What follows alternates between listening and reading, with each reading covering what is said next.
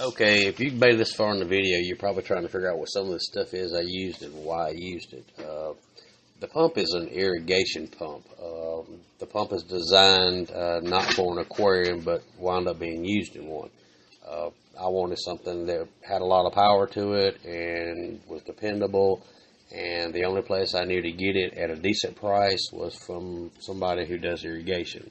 The pump is basically set up, or if you wanted to purchase, you basically go to a marijuana site and they grow stuff, and the pump is designed to take and pick up and carry it somewhere and drop it into a pond. And you basically, it's got a really long extension cord on it. You can plug it in somewhere and hook your hose pipe to it, and it pumps to wherever you're trying to get water to. It's a very dependable little pump.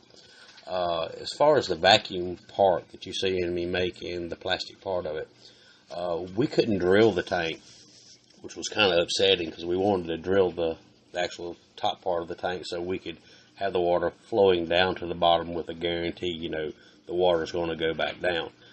We couldn't do that, so we wound up using an octopus overflow system there, and it came with a really nice bleed-off valve on it where you could basically open the valve and let the water or the air come out of it.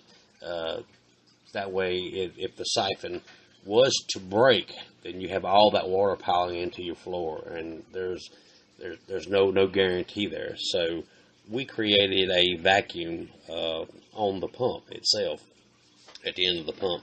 As the pump pumps, it actually has a line, basically a refrigerator line for a water line that would run from the pump all the way up to the top of the box itself. Where the air builds up, it actually pulls the air out of the box, and so therefore there's no air building there.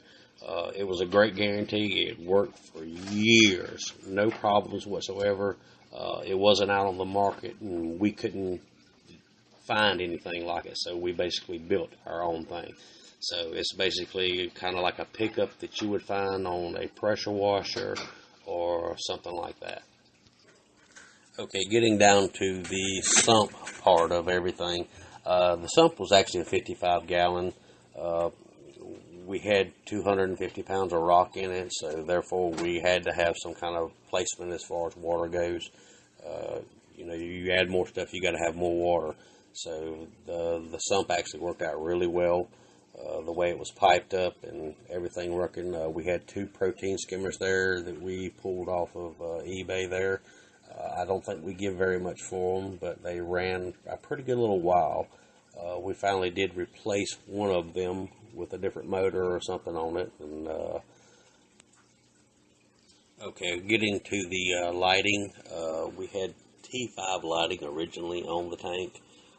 We were having trouble with it as far as it penetrating to the bottom of the tank to actually have growth in it and have things to grow like they should.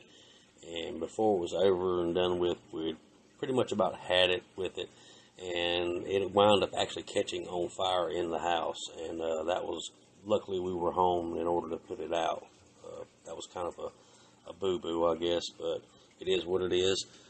We did replace it with some LED lighting, which worked very well.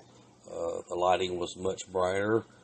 It was so bright the fish actually hid for quite a few hours before they even decided to venture back out. That's how bright it was. But they worked out really well. It came off of eBay as well.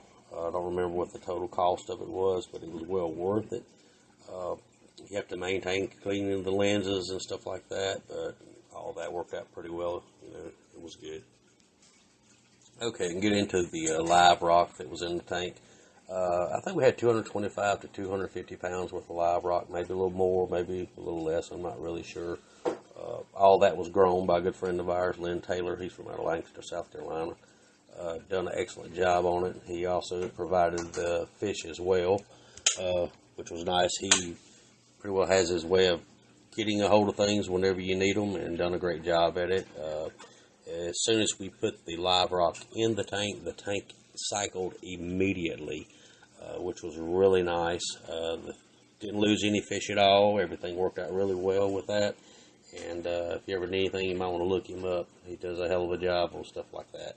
But thank you, and I hope you enjoyed the video. And if I can think of anything else, I might pop back in and add it to it as well.